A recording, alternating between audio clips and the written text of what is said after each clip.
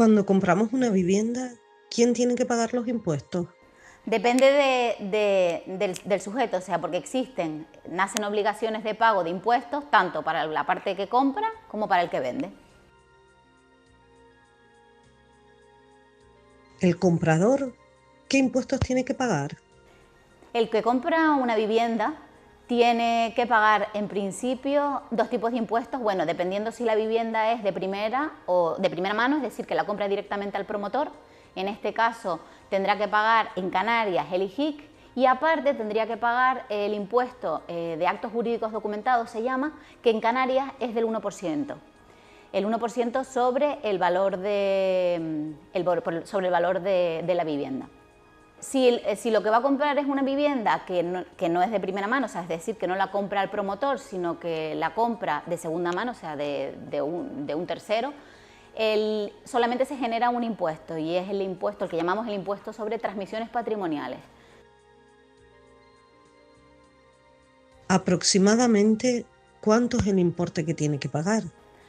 Bueno, pues según se paga un impuesto u otro impuesto, se generan diferentes tipos de gravámenes, que son los que hacen al final el resultado que sale a pagar. Siempre hay que tener en cuenta que la base sobre la que se calcula el tipo de gravamen es el valor que tiene la vivienda. Si lo que tenemos que pagar es el IJIC y actos jurídicos documentados, porque lo que vamos a comprar es una vivienda directamente al promotor, es decir, de primera mano, una vivienda nueva, tendremos que pagar en actos jurídicos documentados, como ya te comenté anteriormente, el 1% y el IJIC en Canarias, que es sobre el tipo medio, que es del 7%.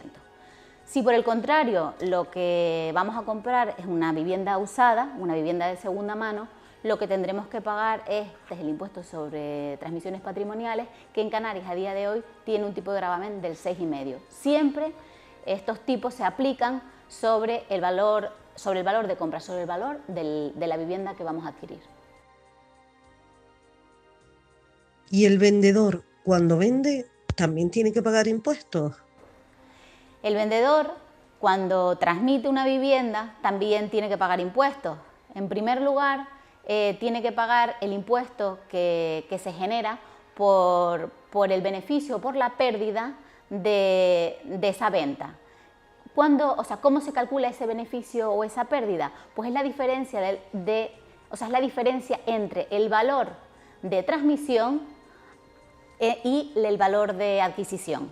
Por esa diferencia, tanto si es beneficio como si es pérdida, tendrá que tributar en el impuesto de la renta, que realiza cada año.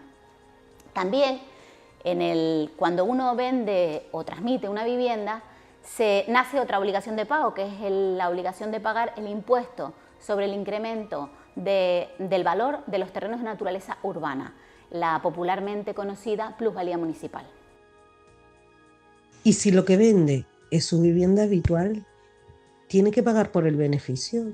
Si lo que vende, si el vendedor lo que transmite es su vivienda habitual, tendría que pagar el impuesto de la renta a las personas físicas siempre, salvo determinados casos. En particular son dos casos. Primero, los mayores de 65 años no tendrán que pagar impuestos por el beneficio obtenido de la transmisión de su vivienda habitual. Y luego hay otra exención al pago del impuesto de la renta, que es en el caso de que el beneficio que yo recaude por la venta de mi vivienda habitual, si lo voy a reinvertir en una nueva vivienda habitual en un periodo no superior a 2 años, tampoco tendré que pagar el impuesto de la renta. En relación con el impuesto sobre la plusvalía municipal, hay que pagarla siempre, siendo mayores. Bueno, siempre, también depende de lo que digan los ayuntamientos, porque este impuesto es un impuesto municipal y no es general, sino depende de las ordenanzas municipales. ¿El pago de estos impuestos es automático? No, el pago de estos impuestos no es automático. Para cumplir formalmente con las obligaciones, uno tiene que presentar declaraciones o autoliquidaciones en diferentes modelos. Para realizarlos nosotros en mi despacho, en AL Asesores, hacemos toda esta gestión, incluso te apoyamos y te ayudamos a la hora de realizar esa compraventa si necesitas cualquier asesoramiento jurídico o fiscal. Bueno, pues nada, entonces hasta el próximo vídeo.